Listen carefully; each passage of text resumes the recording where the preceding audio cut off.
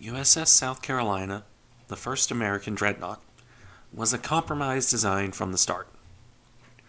While her overall layout and design would become the model for all dreadnoughts, these ships were not the greatest in the world, to be honest. Small, slow, and just generally not near as capable as they could have been. Even more than Dreadnought herself, the South Carolinas were quickly rendered obsolete by further developments. Nonetheless, they were still the first of their kind and have a legacy that lasted right through the end of the battleship era. To understand the South Carolinas, it is first necessary to understand the environment that led to their development. This will be fairly long, so fair warning, grab a snack, all that fun stuff. Basically, every Navy, major ones anyway, were coming to the same conclusions at the same time. That the existing battleship designs, with their pair of big gun turrets and many smaller guns, were becoming obsolete. Firing ranges were increasing, and smaller guns were becoming less and less useful against other battleships. This was creating the idea of all big guns, as these weapons fired faster and became more useful compared to lighter weapons. The United States was, in a few ways, ahead of the curve here. As early as 1902, you were seeing suggestions, and not just from people with no influence, for a ship with 8 12-inch guns. While not quite ahead of Cuniberti's suggestions to the Italian Navy, it was certainly a very early adoption of the unified main battery concept. Another example can be seen in the early designs for the Mississippi class, the last of the American pre-dreadnoughts. One of the design schemes for this class, specifically Scheme 5, was an all-big gun design with a layout similar to the German Nassau, 1 turret fore and aft, and 4 wing turrets. Albeit that, in this case, the guns would have been rather small at 10 inches.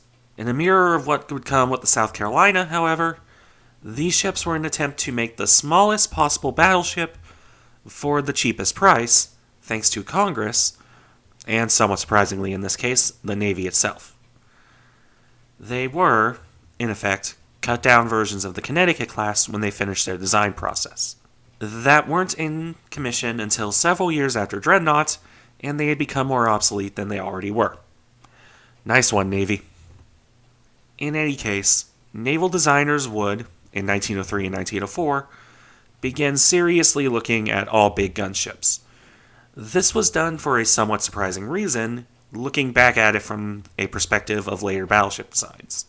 That is, because of the increasing range of torpedoes, as much as because of the increasing battle ranges. The more big guns, the more you could keep an enemy battleship out of range of firing their torpedoes. Or so the argument went.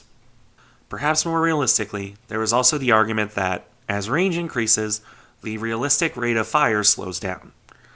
Big guns were firing faster, but fire control relied on tracking fall of shot, and the further that was, the longer it took to adjust. The confluence of those two facts meant that it became increasingly unlikely you would need intermediate guns. They would rapidly lose penetrating power and become useless the further out the ranges were, at least for penetrating battleship armor. And then you have the issue that at increasing battle ranges, it becomes increasingly harder to tell the difference between intermediate fall of shot and big gun fall of shot. Between these facts, you start seeing the big gun crowd win out over the intermediate one. Though the early designs were similar to German ones in calling for all 11-inch guns. A weird caliber for an American design, to be sure. All of these early designs had, in common, the fact they were going to use a hexagonal turret layout. That is, the aforementioned 4 turrets on the wing, 1 fore and aft layout. It was a fairly popular layout at the time, as Dreadnought's preliminary design also included such a thing, and the Germans and Japanese actually built ships using it. It would clearly not be adopted. Leaving aside inefficiencies in the layout, it's worse than Dreadnought's wing turrets here. When Congress authorized South Carolina and her sister Michigan, they would only allow them to be 16,000 tons. That is, as with the Mississippi class, to lower costs that were seen as rising exponentially. You see this same thing crop up later on with the standards and their constant deferment of 16-inch guns. Or, honestly, in the entire existence of the Tillman battleships. In the case of the South Carolinas, this is relevant because if you want more firepower on less weight, a sacrifice has to be made somewhere. Or multiple sacrifices. Ignoring for a moment the other compromises in the design, the best way to do this is to cut out turrets. At the time, the conventional wisdom was that you needed more guns firing fore or aft. This is why wing turrets endured as long as they did, along with the British hang-up with siding hoods and general aversion to superfiring turrets, at least at first, but I digress. For the South Carolina, the chief constructor, Washington Capps, developed the superfiring turret. As normal as this design seems today, in the early 1900s this was a rather radical departure, and one not at all obvious. Capps, seeing battleships as part of a fleet action where broadside firepower was more important than anything else, saw a superfiring layout as the way to go. It didn't matter if you lost direct ahead or direct astern fire, so long as the broadside remained powerful. And in this regard, superfiring turrets were the best option. With all the guns on the center line, they could always fire to either broadside without blast effect damaging the hull. Doing so, you could have the same broadside as a ship with wing turrets, in this case 8 big guns, but only use 4 turrets. From the viewpoint of weight saving there, it wasn't really a better option to be had. Taking off 2 turrets saves quite an amount of weight there. It is a uniquely turn-of-the-century American idea that the best layout of turrets for a battleship came about to save weight, though. At any rate, with the background done, and that was a long one, we move to the ships themselves. As previously established, the South Carolina was a ship cursed by circumstances. While her design was more or less finalized before Dreadnought was laid down, the slow pace of construction would see her finished well after Dreadnought. Arguments on her power plant would see her not even laid down until 1906. Because of this, and Fisher pushing to finish Dreadnought super fast, the South Carolina would lose the chance at being the first all-big gun warship. When she was completed, the ship was, in many ways, already obsolete. One of the other results of her sharply limited tonnage, roughly equivalent to most pre-dreadnoughts, was the fact she was slow as dirt. These ships continued to use triple expansion engines, the old-style engines here, instead of the new turbines. While not by any means unique in this, Germany would do much the same, it did limit the speed of the ships dramatically. American battleships of this time period aren't exactly known for being speed demons. The standards were, honestly, pretty standard at 21 knots, as were the classes between South Carolina and Nevada, Wyoming, Delaware, New York, so on. But the South Carolinas themselves, they could only go 18 knots. In fact, they struggled to go much above 18 knots on a good day. This was plenty fine for a pre-dreadnought, which averaged about 18 or 19 knots. It was painfully slow by dreadnought standards. Even the German ones can manage 19 knots. And I know a difference of 3 knots doesn't seem like much, but that adds up very quickly when you have to slow an entire fleet to its slowest members. A fleet that can go 3 knots faster than you is a fleet that can deny engaging you unless you manage to get a lucky hit and slow them down. The Germans would end up having the same issue when the High Seas Fleet insisted on bringing along their old pre-dreadnoughts to battle. Furthermore, triple expansion engines could not run at full power and full speed nearly as well, or as long, as turbines. So in addition to being slower in absolute terms, the ships couldn't even maintain the speed they had for long distances. This was the greatest flaw in the design of these ships, though by no means the only one. South Carolina also had a lower freeboard than may have been desired, which made the ships incredibly wet over the bow. This caused issues with the guns and general habitability of the ships when you're constantly shipping water over them every time you try and go faster or hit mildly inconvenient weather. Habitability was further harmed by the need to cram everything onto a hull that was really too small for what it was trying to do. The superstructure was minimalist. Honestly, they didn't even have a bridge in the sense we would think of it today. And they needed to cram even the officers into less comfortable quarters than other ships would have had. But enough about that.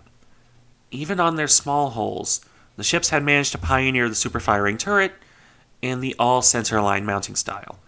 Surely they had other important features.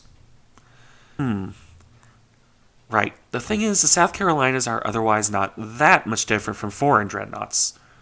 Their power plant, their armor layout, their overall design, it's all pretty standard.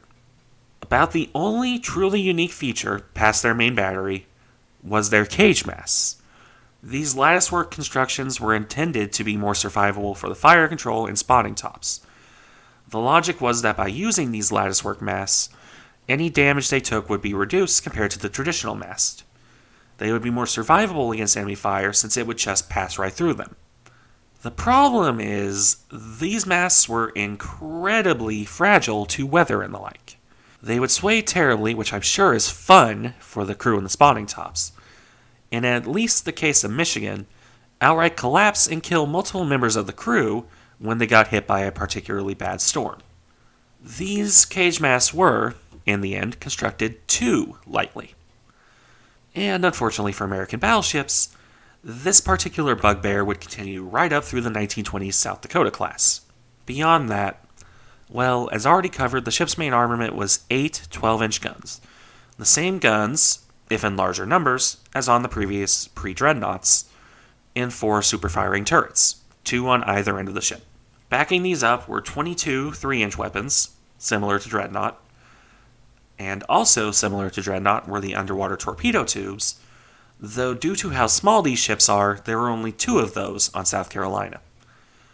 Remember, it was genuinely believed at the time that battleships would get use out of these things. They do have the advantage of being among the most heavily armored of the first generation Dreadnoughts, however. In the interests of their limited displacement, it is fairly clear that the choice in the trinity of armor, firepower, speed was to limit speed in favor of firepower and armor. That limited displacement is, incidentally, why I am doubtful the Cuniberti design, as laid out, would have ever actually worked. As for the South Carolina class's service history, well, South Carolina and Michigan would only be commissioned in 1910. That's an extremely slow and protracted construction time, and would see the ships, which, let's remember here, were designed before Dreadnoughts, coming into service when the Orion-class super Dreadnoughts were being launched in the UK. This is both a reflection of how slow these ships were built and how fast other nations were pumping out their own Dreadnoughts. Once in service, the South Carolinas would have fairly uneventful careers, much like Dreadnought, showing the flag, doing the usual duties while they were the most advanced ships, all that sort of stuff. As newer and larger Dreadnoughts came into service, however, they were pretty quickly relegated to secondary roles. And I unfortunately cannot keep a straight face here. The ships were only the most advanced for a month.